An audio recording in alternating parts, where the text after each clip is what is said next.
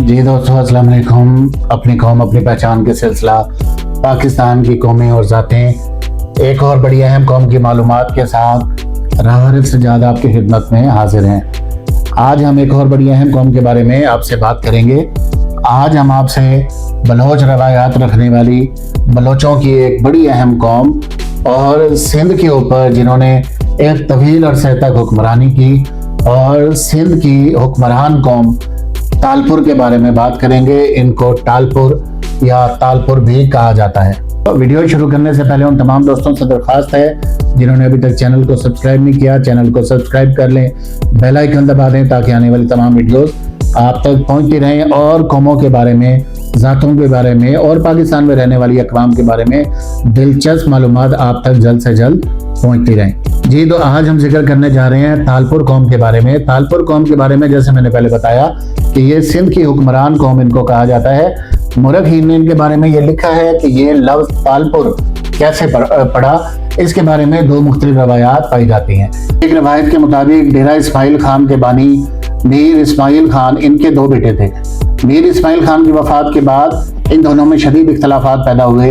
ये इख्तलाफात इतनी शिद्दत इख्तियार कर गए कि दोनों बेटों को इक़्तिदार के लिए एक दूसरे के आमने सामने आना पड़ा। मीर इब्राहिम खान और मीर हसन खान, इन दोनों के दरमियान आपस में लड़ाई हुई जिसमें मीर इब्राहिम खान कामयाब हुए और वो अपनी रियासत इस डेरा इस्माइल खान के हुक्मरान नामजद हुए। अपने भाई की इस रविश और इस शिकस्त से दिल बर्दाश्त होकर इनके दूसरे बेटे मीर हसन खान ने डेरा इस्माइल खान के इलाके में मजीद रहने से इनकार किया और अपनी कौम और अपने साथ अपने खानदान के लोगों को लेकर डेरा गाजी खान के इलाके बाला, चोटी बाला के अंदर ये लोग आकर आबाद हुए। डेरा गाजी खान के अंदर इनके जो सरदार थे मीर हसन खान, वो एक टाली के दरख्त के नीचे बैठकर, जिसको शीशम का दरख्त भी आजकल कहा जाता है, उसके नीचे बैठकर ये पोर किया करते थे। पोर कहते हैं सिंधी जबान में मजमा जमा करने को या पंचायत को या फैसले करने को। तो ये अपने उस निस्बत से, ये टाली और पोर की निस्बत से ये बाद में ये कौम तालपुर कहलाई और फिर आहिस्ता आहिस्ता ये कौम तालपुर कहलाने लगी। एक और रिवायत में आता है कि इसी कौम से एक बहुत अहम सरदार मीर टाले खान रहे हैं और उसकी निस्बत से इस कौम को तालपुर या टालपुर कहा जाता है। डेरा गाजी खान से बहुत दफ़ा इस कौम के बुजुर्गों ने, बड़ों ने सोचा कि यहाँ से हिजरत इख्तियार करें, लेकिन वो एक तवील अरसे तक यहाँ से हिजरत इख्तियार ना कर सके। लेकिन बाद में आने वाली इनकी कुछ जो नस्लें थी वो बाद में यहाँ से हिजरत इख्तियार करके सिंध और इसके इलाकों में जाकर आबाद हुई और उन्होंने वहाँ पर जाकर कलहड़ों के साथ रवाबित कायम किए, कलहड़ों के साथ शामिल हुए। और वहाँ पर जिस वक्त सिंध में कलहड़ों की हुकूमत थी तो ये कलहड़ों के बड़े अहम रुकन पाए जाते थे। और या ये कहना मुनासिब होगा कि टालपुर जितने भी थे ये कलहड़ों के सिपह सलार थे, उनकी फौज के सिपह सलार थे और उनमें कलहड़ों के अंदर इनको एक बड़ा खास मकाम हासिल था। वक्त गुजरने के साथ साथ जिस टाइम इन्होंने देखा कि कलहड़ सिंध के अंदर जुल्म और जबर की रियासत कायम किए हुए हैं और उनसे काफी हद तक वो तंग आ चुके थे और एक वक्त गुजरता गया, यहाँ तक कि इनके जो बड़े अहम सिपह सालार थे मीर बहराम खान, उनको कलहड़ों की जानिब से कत्ल कर दिया गया और उनके बेटे को भी कत्ल कर दिया गया। इन दोनों सरदारों के कत्ल के बाद ये तालपुर कौम जो थी वो यकजा हुई कलहड़ों के खिलाफ और इन्होंने कलहड़ों के खिलाफ मार्का हराई की और इन्होंने कलहड़ों से आज़ादी हासिल की और इन्होंने सिंध के ऊपर कब्जा कर लिया। कलहड़ों की हुकूमत खत्म हो गई और ये सिंध के हुक्मरान साबित हुए और उसके बाद इन्होंने सिंध के अंदर बहुत अच्छा निज़ाम हुकूमत कायम किया। सिंध के अंदर अमन कायम हुआ। इनके दौर के अंदर जो सबसे ज़्यादा कहा जाता है कि इनका जो दौर था वो सन 1783 से लेकर 1843 तक इन्होंने सिंध पर हुकूमत। इनके दौर में हैदराबाद की बुनियाद रखी गई, मीरपुर खास की बुनियाद रखी गई और खैरपुर की रियासत खैरपुर की बुनियाद रखी गई। तवील अरसे तक इन्होंने यहाँ पर हुक्मरानी की।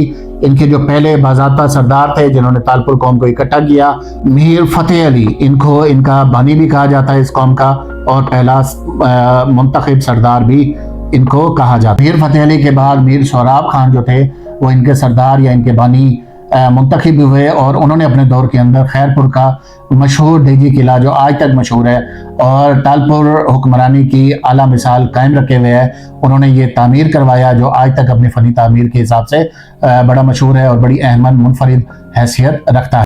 اس کے بعد میر نصیر خان تالپور، جو کہ تالپور حکومت کے آخری سردار کے طور پہ جانے جاتے ہیں، جنہوں نے انگریزوں کے ساتھ مزاحمت کی، انگریزوں کے خلاف جنگ لڑی، اور انگریز نے کیونکہ افغانستان جانے کے لیے جو سندھ تھا وہ ایک بڑی اہم شاہراہ یا ایک راستہ سمجھا جاتا تھا، اس وجہ سے انہوں نے تالپور حکومت کے خلاف سازش کی، ان کے اوپر لشکر کشی کی۔ سنہ 1843 میں انگریز ایک بہت بڑی فوج لے کر جنرل نیپیر کی کمانڈ میں ان کے اوپر انہوں نے حملہ کیا، جس کے نتیجے میں تالپوروں کو شکست ہوئی۔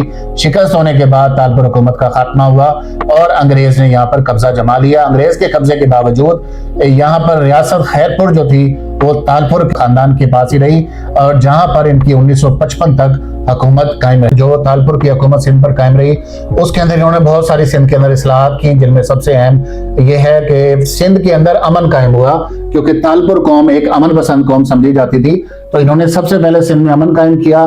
یہاں کے انہوں نے نہری نظام کو بہتر کیا، نہری نظام کو بہتری کرنے کی وجہ سے زراعت میں ترقی ہوئی، اور زراعت بہت زیادہ سندھ کے اندر اس وقت ترقی کر۔ اس کے ساتھ ساتھ انہوں نے سندھ کے اندر کئی نئے شہر بھی آباد کیے، اور سندھ کی جو آبادی تھی وہ نئے دیگر شہروں تک پھیلتی گئی۔ بالخصوص اگر بات کی جائے تو موجودہ شہر شہداد پور، جس کو تالپوروں نے قائم کیا اور آج اپنی ایک مثال ہے، امیر پور خاص، حیدرآباد، یہ سب وہ شہر تھے بڑے بڑے جو تالپوروں نے قائم کیے۔ سندھ کے اندر بالخصوص کوئی علاقہ یا کوئی گوٹ ایسا نہیں ہے جہاں پر تالپور لوگوں کی کوئی نہ کوئی آبادی موجود نہ ہو۔ اگر زبان کی بات کی جائے تو یہ سندھی زبان میں بات کرنا پسند کرتے ہیں۔ پنجاب میں رہنے والے یا جنوبی پنجاب میں رہنے والے جتنے بھی تالپور قوم کے لوگ ہیں وہ سرائکی زبان میں بات کرنا پسند کرتے ہیں۔ شادیاں، رشتہ داریاں یہ اپنے شاہی خاندانوں میں کرنا پسند کرتے ہیں، یا دیگر شاہی قوموں کے اندر بھی شادی رشتہ داریاں وغیرہ کر لیتے ہیں، جس کی ایک بہت قریبی مثال وہ فریال تالپور کی صورت میں آپ کو نظر آتی ہے کہ فریال تالپور جو کہ آصف علی زرداری کی ہمشیرہ ہیں، اور ان کی تالپور کی فیملی کے اندر جا کر شادی ہوئی۔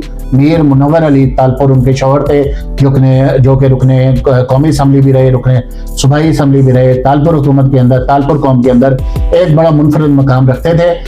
ان کی اہلیہ فریال تالپور، جو کہ آج کسی بھی تعارف کی محتاج نہیں ہے، موجودہ صدر پاکستان آصف علی زرداری کی ہمشیرہ ہیں، اپنی قوم کی ترجمانی کرتی ہیں، اور اپنے نام کے ساتھ اب باقاعدہ تالپور کا لقب استعمال کرتی ہیں، اور تالپور کے نام سے ہی جانی جاتی ہیں۔ سندھ اسمبلی کے اندر بہت سے تالپور فیملی کے M P As, M N As منتخب ہوتے رہے ہیں۔ قومی اسمبلی میں بھی ان کی بڑی ایک اہم نمائندگی رہی ہے۔ موجودہ دور کی اگر بات کی جائے، ایک بہت بڑے سوشل میڈیا انفلوئنسر میر محمد علی تالپور، ان کا تعلق بھی تالپور خاندان سے ہی ہے۔ موجودہ دور میں بات کی جائے تو ان کا کوئی باقاعدہ سردار موجود نہیں ہے، تاہم ہر علاقے کی نسبت سے اور ہر گوڑ گاؤں اور ہر خاندان کی نسبت سے ان کا اپنا اپنا سردار ہے۔